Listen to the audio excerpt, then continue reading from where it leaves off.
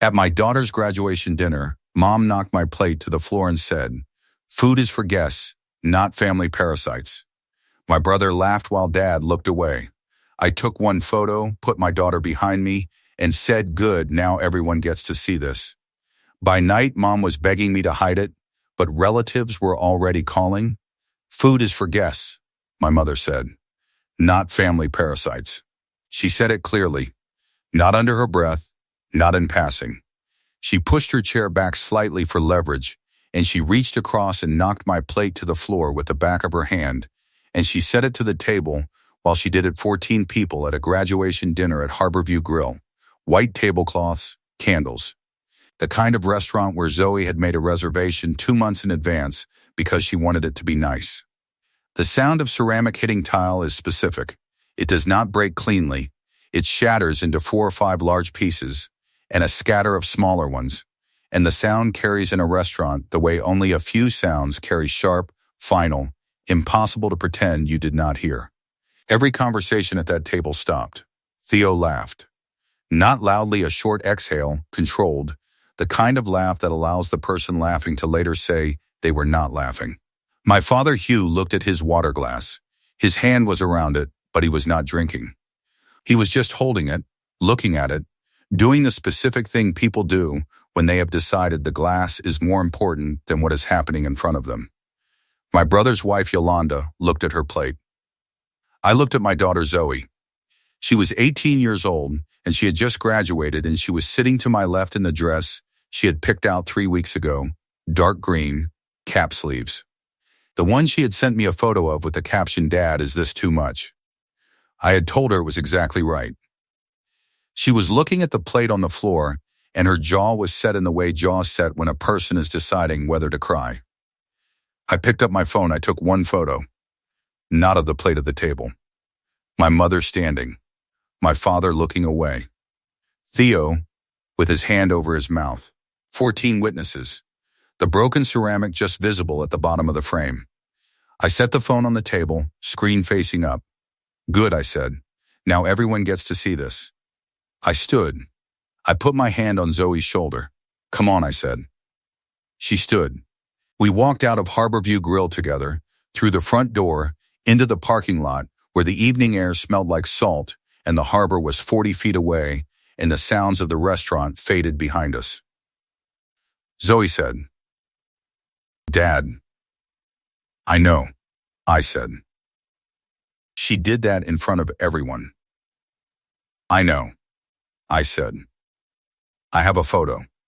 We stood in the parking lot for a moment. Zoe's graduation cap was still on. She had worn it to dinner because she wanted to, because she had earned it, because nobody was going to tell her it was too much. I looked at the tassel hanging over her ear. "What are you going to do with the photo?" she asked. "I haven't decided yet," I said. That was not entirely true. We drove home. I made Zoe the dinner she deserved: pasta, the good olive oil, the bread from the bakery 3 blocks over that she liked. We ate at my kitchen table. She talked about college, about her roommate assignment, about the orientation schedule. At 11:30, she went to bed. At 11:47, I opened the family WhatsApp group and I shared the photo. Before I tell you what happened in that group, I need to tell you what tonight was. Zoe's mother left when Zoe was 4. Not dramatically, no argument, no scene. She left the way some people leave, which is quietly and with increasing distance, until one day the distance is permanent. By the time Zoe was 5, it was just the 2 of us in a 2-bedroom apartment with a kitchen table that wobbled on one leg and a view of a parking garage. I raised Zoe on a schedule I kept in a notebook because I could not afford to forget anything.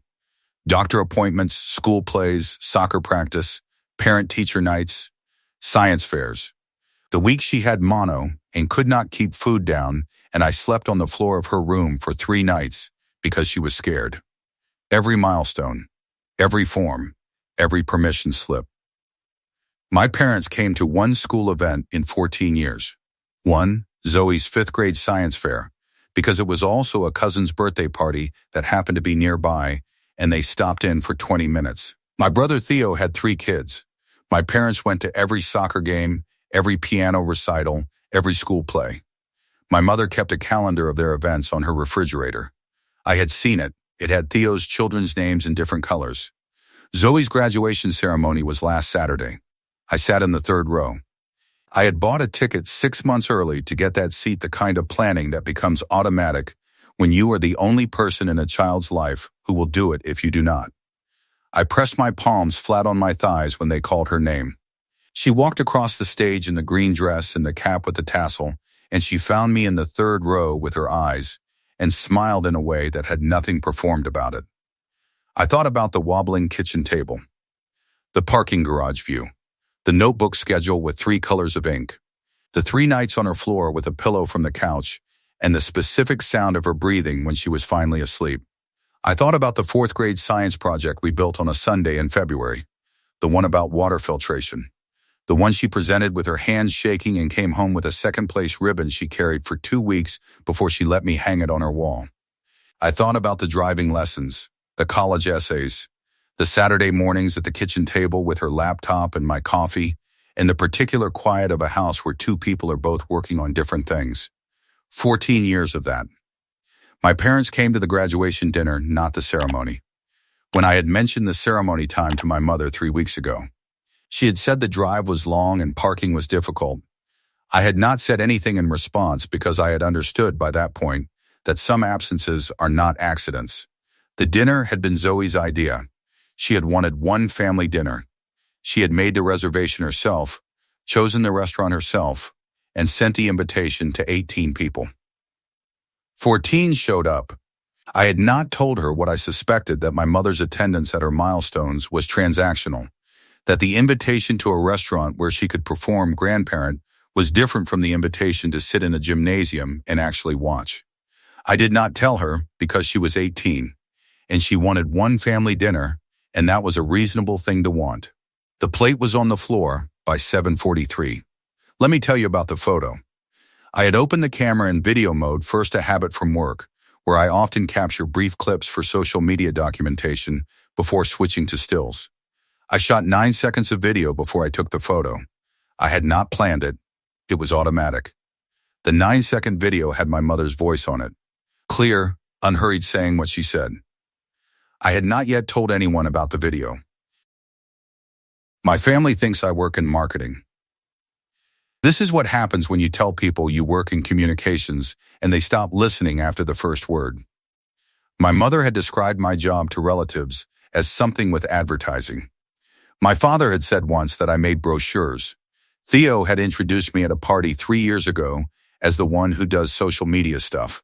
What I actually do, I am the Director of Corporate Communications at Callaway & Marsh, a mid-sized PR firm that specializes in reputation management for regional businesses. When a company has a crisis, a bad review cycle, a public complaint, a news story going the wrong direction, they call us. We assess the damage. We build the counter-narrative. We manage what is public and what stays private. I have been doing this for 11 years. My firm has 43 active clients. One of them until last night was Okafor Home Renovations, my mother's business, my brother's business, the family renovation company that my father had started in the 90s and handed to Theo 8 years ago when Theo decided he wanted to be an entrepreneur. They had hired my firm 2 years ago, not through me, through Callaway & Marsh's general intake, because our firm had a regional reputation and someone had recommended us. I had disclosed the family connection and offered to recuse myself from the account. The partners had decided I could stay on in an advisory capacity as long as I didn't lead the account. My colleague Patrice managed it directly. The monthly retainer was $2,800. What Patrice managed, among other things, was a BEB complaint. 8 months ago, a family named Hargrove had filed a formal complaint with the Better Business Bureau against Okafor Home Renovations. The dispute was over a kitchen renovation, $14,200 paid. Work started, work abandoned. The contractor had stopped returning calls after the 3rd week. The Hargroves had a daughter with a severe nut allergy. For 8 months, they had been cooking meals in a bathroom because their kitchen was a gutted construction site. The BIB had investigated. They had verified the complaint. They were prepared to publish it. My mother had called Patrice the day the verification came through. She had not called me, she had called the firm directly, which told me she understood the difference between her son and the professional who managed her account. She asked if the complaint could be handled. Patrice had explained the hold option. As an active reputation management client, Okafor Renovations could request a hold period while the dispute was being resolved internally. The hold would prevent publication during the resolution window. Standard practice. The hold had been active for 8 months. The Hargroves had received nothing. My firm had been the thing standing between their complaint and the public. My firm. My industry. A contract I had proximity to and had chosen not to examine too closely because it was family. Standing at my kitchen table at 11:30 p.m. with my phone in my hand and a plate still smashed on the floor of a restaurant across town, I thought about the Hargrove family, not about my mother, about the Hargroves. A family with a daughter who had a nut allergy and had been cooking in a bathroom for 8 months because my family's business had taken their $14,200, done partial work, and stopped answering calls. My firm had been suppressing their verified complaint for 8 months because my mother had asked us to. I had been aware of this for 8 months. I had told myself it was Patrice's account, not mine. I had told myself the dispute was still technically open. I had told myself I was recused. I had not done the thing I would have done for any other client in the same situation.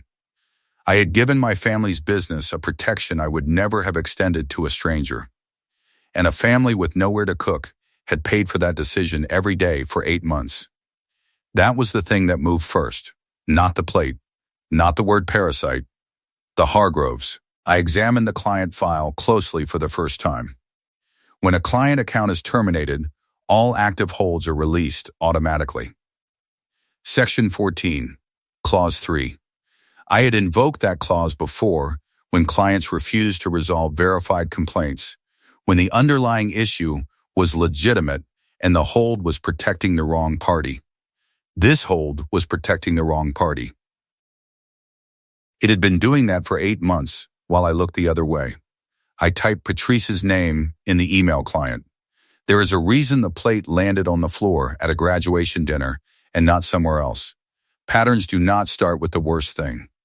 They start small and they build, and by the time the worst thing happens, you have 14 years of smaller things to explain why you are not surprised. I was 22 when my mother served dinner to everyone at the table before me at Christmas. Not because she forgot she went around the table in order and skipped me and moved to Theo, and I watched her do it and did not say anything, because I was 22 and I did not yet have language for what that was. When I asked her to pass the bread, she said in a minute and did not pass it for 11 minutes. I counted. I was 26 when Theo got married, and I was not in the wedding party. Not a groomsman, not a reader, not a usher. My mother said Theo had wanted to keep it intimate. There were 9 groomsmen. One of them was a friend Theo had known for 8 months. I was 31 when my father had a minor heart procedure. Nothing serious, a blockage cleared. One night in the hospital, home the next morning. I drove 2 hours to be there. I sat in the waiting room for 4 hours. When my father came out of recovery and my mother came to get us from the waiting room, she went to Theo first and held his face in her hands and said, "My boy," and then she looked at me over his shoulder and said, "You didn't have to come all this way." I had come all this way. I was 36 when Zoe had her appendix out. Emergency surgery, midnight. I called my parents from the hospital. My mother said she hoped Zoe felt better and asked if I needed anything. I said I needed someone to sit with me. She said she was tired and it was late. I sat alone in the hospital waiting room until 4 in the morning. Uncle Marcus showed up at 1 a.m. He had driven from the coast 3 hours because I had texted him at 12:47 and he had gotten in his car without replying. He found me in the waiting room with a gas station coffee already cold beside me, and he sat down in the plastic chair on my left and put 2 fresh coffees on the armrest between us. He did not ask what happened. He did not ask how serious it was. He did not tell me it would be okay. He sat beside me and he stayed. And staying was the whole of what he was offering, and it was everything. We did not talk much. At one point I said I should have had her vaccinated against more things, and Marcus said, she has had everything. You are meticulous. At another point I said I don't know what I would do, and I did not finish the sentence, and Marcus said, you would do what you do. You would handle it. Not comfort. Accuracy.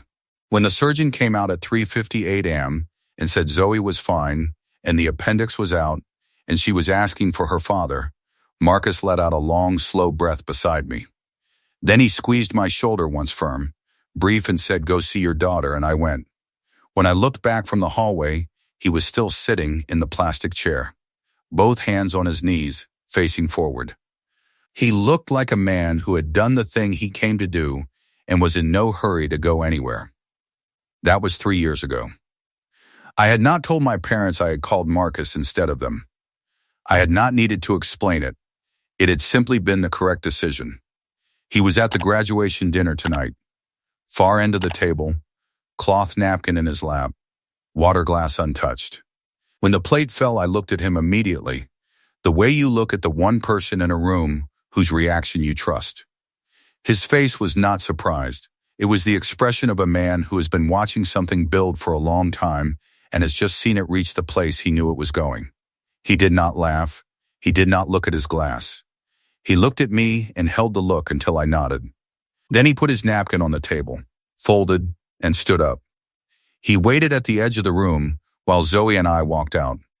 When we passed him, he put a hand briefly on Zoe's shoulder without saying anything. Then he walked out behind us. My phone was face up on my kitchen table at 11:37 p.m. Zoe was asleep. The apartment was quiet. I had the Okafor Renovations client file open on my laptop, not because I needed to review it, but because I had been thinking about it for 8 months, and I needed to look at it one more time before I decided. The Hargrove file was 41 pages. I had read it twice when it first came in, not as the account manager, but as the person whose family name was on the other side of it. A kitchen renovation, $14,200. Work begun, work abandoned. 4 calls unreturned. The Hargroves had a daughter with a nut allergy and a destroyed kitchen and nowhere to cook. My mother had called Patrice and asked us to hold the complaint. She had said the dispute was being resolved internally. 8 months later, the Hargrove family had received nothing. The hold existed because we held it. My firm, my industry, my signature on the contract that made us responsible for this account. I thought about Zoe's plate on the floor. I thought about the specific sound it made. I thought about Theo's laugh and Hugh's water glass and 14 people sitting at a table while my mother called me a parasite. I opened the email client. I typed Patrice's name. Patrice, I've reviewed the Hargrove complaint file. The dispute has not been resolved in 8 months and the hold is no longer defensible.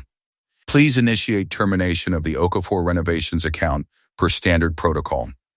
Release of suppressed materials will follow automatically. I'll brief you in the morning on the disclosure and conflict documentation.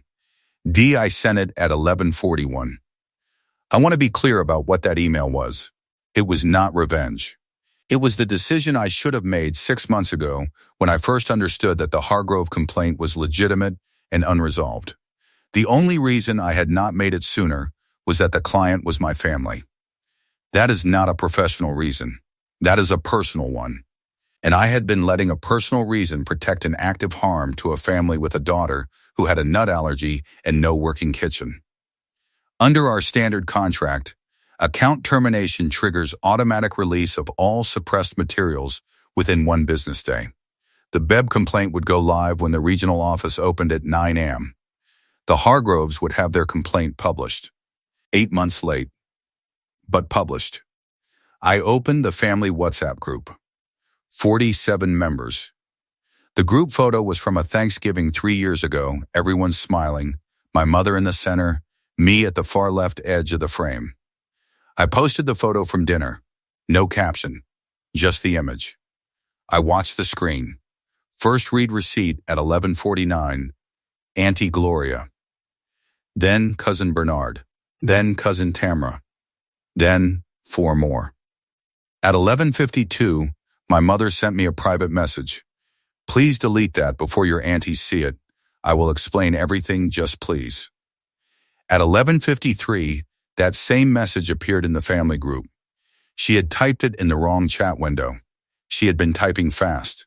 In the dark, probably. In the specific panic of someone watching something spread and trying to stop it, and she had sent the panic to the 47 people she was panicking about. The read receipts came in a cascade. Auntie Gloria, Cousin Bernard, Cousin Tamara, Yolanda, Theo's wife. 3 cousins I had not spoken to in 2 years. A great aunt who was 81 and had learned to use WhatsApp specifically to stay connected with the family. My mother understood what she had done within approximately 30 seconds. I watched the 3 dots appear in the group. They appeared and disappeared. Appeared and disappeared. She was typing and deleting. Typing and deleting. Trying to find the sentence that would make this better and not finding it.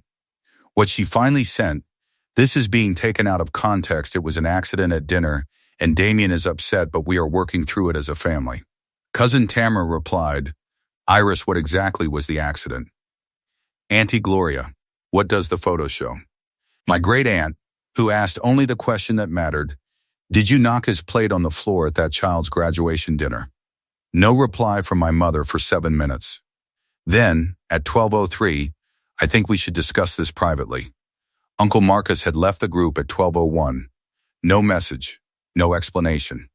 Just the notification, Marcus Okafor left the group. 3 other relatives left within the next 20 minutes. Auntie Gloria called at 12:11 a.m. Her name lit up the screen. I did not answer. Bernard called at 12:19. Tamara at 12:23. My great aunt at 12:31. She had never called me in 2 years of having my number. I did not answer any of them. I watched the names appear and disappear, one after another, while my mother was still typing and deleting in the group. By midnight, the photo had traveled faster than any explanation she could write. Not through the group, through the calls, through cousins calling cousins, through aunties waking up their husbands to show them the screen. I put the phone face down and went to bed. The 9-second video was still on my phone, saved in the same burst as the photo. My mother's voice on it, exactly as she had said it. I had not mentioned the video to anyone yet. I had not needed to. I have 11 missed calls from my mother between midnight and 2:17 a.m. I know the exact count because I looked at it in the morning with the phone still face down and turned it over, and the screen showed the call log, and I counted. 11. The last one at 2:17. The gaps between them started at 2 minutes and stretched to 20 by the end, which is what happens when someone calls repeatedly and begins to understand that calling again is not going to change the result, but cannot stop themselves from trying one more time. The voicemail she left at 2:17 was 2 minutes and 9 seconds long. She started with my name. Then she said the plate had been an accident. She was reaching for something and it slipped. Then she said the things she said at the table were not what they sounded like, that I was taking them the wrong way, that I always took things the wrong way. Then her voice changed. Not broke. My mother's voice does not break, but it shifted the way a gear shifts, something catching and then releasing into a different register. She said, the family is going to think things that aren't true. You know how people talk. You know how your aunties are. Damien, please, I am asking you. She did not say sorry. She did not say she was wrong. She said please, and she said it the way people say it when please is the last instrument they have, and they are using it carefully, conserving it, aware that it might not be enough. It was not enough. In the morning, I listened to it once. I forwarded it to Patrice with a note, saved to file. At 9 a.m. the BEB complaint for Okafor Home Renovations went live. Complaint, #BR4471. Hargrove v. Okafor Home Renovations, filed 8 months ago. Verified, published 9 a.m. on a Thursday. By noon, it was the first result when you Googled the business name. The Hargrove family contacted Patrice at 10:15 a.m. They had been monitoring the BEB portal. Their complaint was live. They asked what this meant for their case. Patrice told them the complaint was now part of the public record and that they could pursue civil remedies through the standard process. They said thank you. They said they had stopped expecting anything to happen.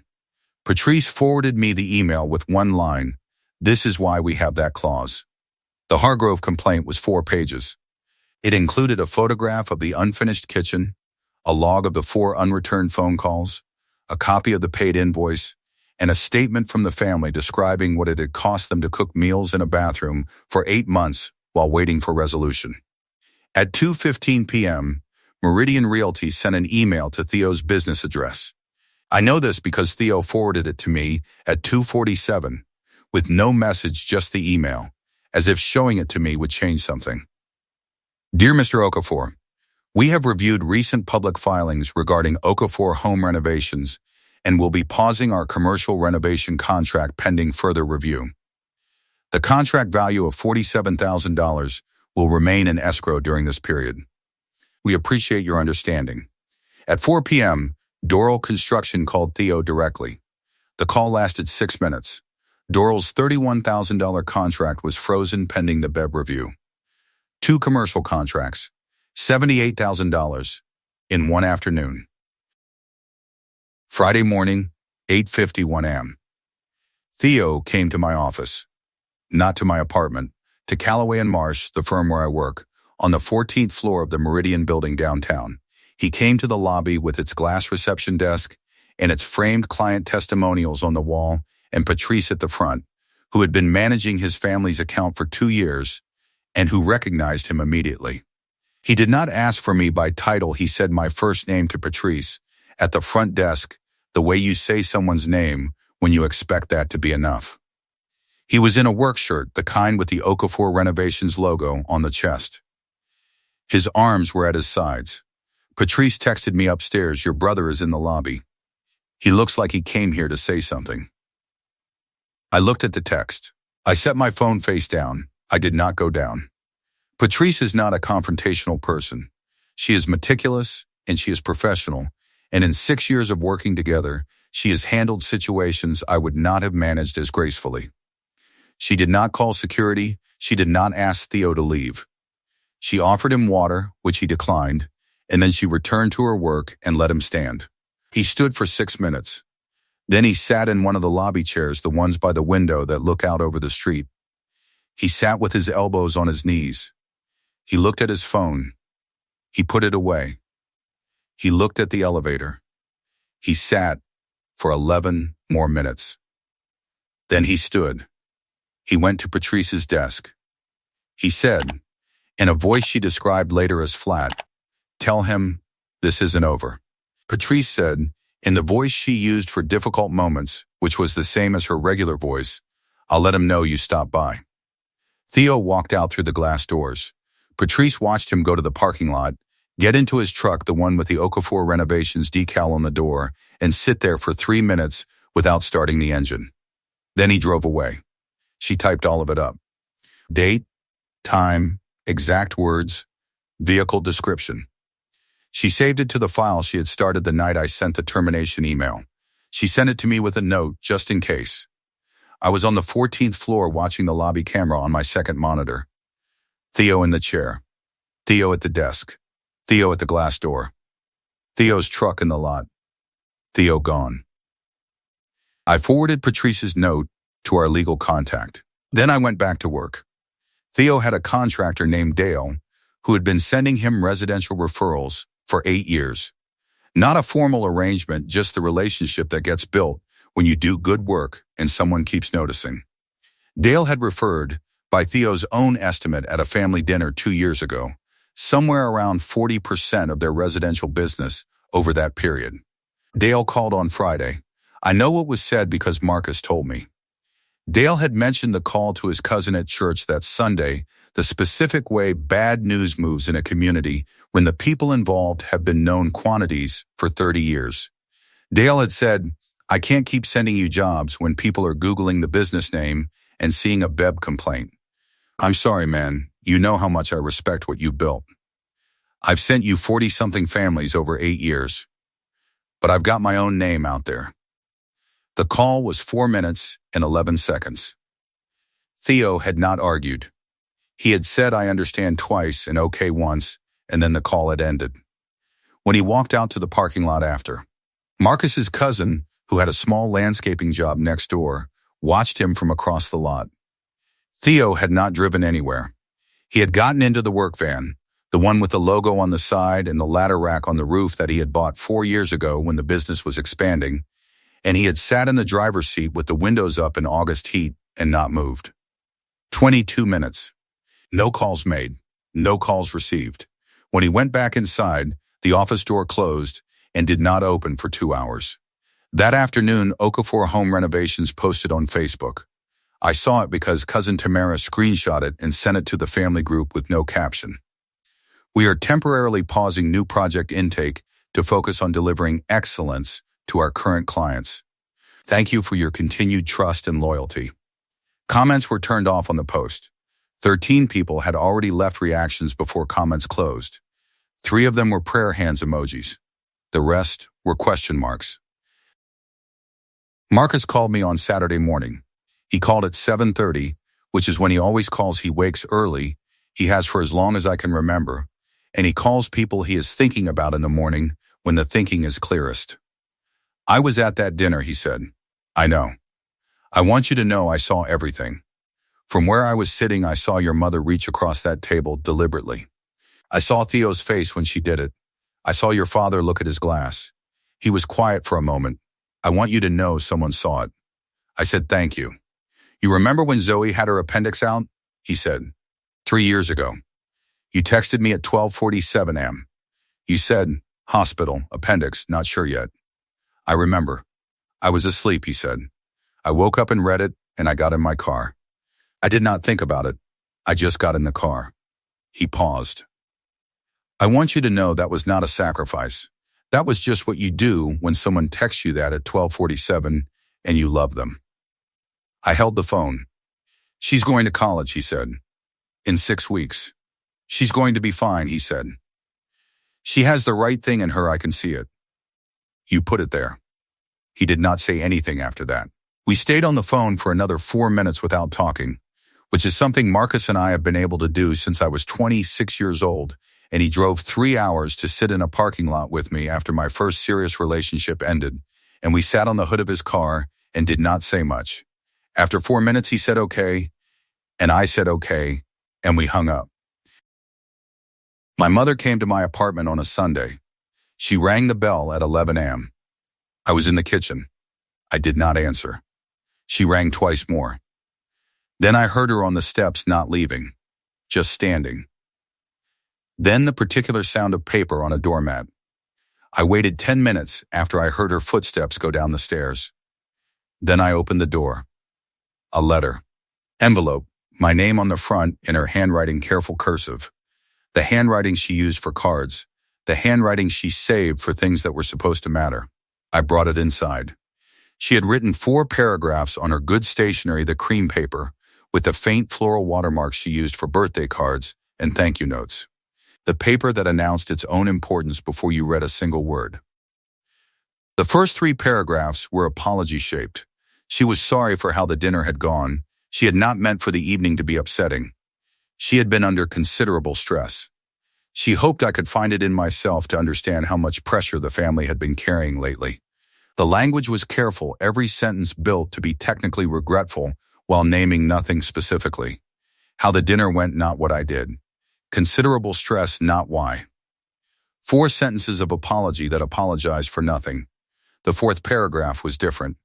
The handwriting changed slightly, pressed harder, as if she had leaned into the pen. The business cannot sustain another difficult season. Theo has invested everything he has into building something our family can be proud of. And your father and I have stood behind him through challenges I cannot fully describe here. I am asking you, as your mother, to think about what your actions are costing this family, and whether there is something your firm might be able to do to help us navigate this period. I know you have professional relationships that could be useful here. She was asking me to use my firm to suppress the damage. She had spent 3 paragraphs of careful, almost apology to arrive at 1 paragraph of request. She had driven to my apartment, rung the bell twice, left an envelope on a doormat, and the envelope contained a request dressed as an apology, dressed as a letter from a mother. I folded it along its original creases and carried it to Zoe's room. She was packing boxes open on the floor, clothes in organized piles, her childhood bookshelf half empty because she was taking the things she actually wanted and leaving the rest. She looked up when I came in. I set the letter on the nearest box without saying what it was. She looked at it. She looked at me. She picked it up. She read it in less than a minute. When she finished, she set it back on the box carefully, as if it were something that required careful handling for reasons other than respect. "She's asking you to fix it," Zoe said. "Yes." She turned back to her packing. One sweater, then another. Then she stopped and looked at the box for a moment. She apologized for 3 paragraphs, Zoe said. And then she asked for something. "Yes," I said. "She's good at that," Zoe said. Not with anger. With the flat accuracy of someone who has been observing a pattern for 18 years and has finally named it out loud. She put a 3rd sweater in the box. I left the letter on her desk and went to make dinner. 6 weeks later, I helped Zoe move into her dorm room. 3rd floor, east-facing window, a roommate she had already been texting for 2 months. We carried boxes up 2 flights of stairs in August heat, and I assembled the desk chair while she organized her shelves, and we ordered Thai food at 6 p.m. and ate it on her dorm room floor while her roommate was still at orientation. At 8 o'clock, her roommate came back, and I knew it was time to go. I stood at the door. On Zoe's desk, between her laptop and a small lamp she had bought specifically for the space, was a frame. She had put it there while I was carrying boxes. I had not seen her do it. A 5x7. The photo from the graduation dinner. Table, witnesses, broken plate at the bottom of the frame. My mother standing, Theo's hand over his mouth. "You framed it," I said. Zoe looked at it. "You took it," she said. She shrugged with one shoulder, the way she had shrugged since she was 9 years old, when something was both complicated and simple at the same time. I put my hand on the doorframe. Outside, on the street below her window, the campus was moving. Students, families, the particular volume of a first day. Somewhere in this city, Okafor Home Renovations had an office with a closed door and a Facebook page with comments turned off and a contractor who had stopped calling. Somewhere my mother had a phone with 11 outgoing calls to a number that had not answered. Zoe gave me a hug that lasted long enough to mean something. Then she let go. I took my hand off the doorframe. I walked down the hall, down the stairs, out into the August evening, where the air smelled like grass and car exhaust, and the particular freedom of a parking lot outside a place your daughter now lives without you. I got in my car. The photo was still on my phone, the one from dinner. Timestamp 7:43 p.m., location tagged Harborview Grill. 9 seconds of video that included my mother's voice saying exactly what she said. I had not deleted it. I drove home.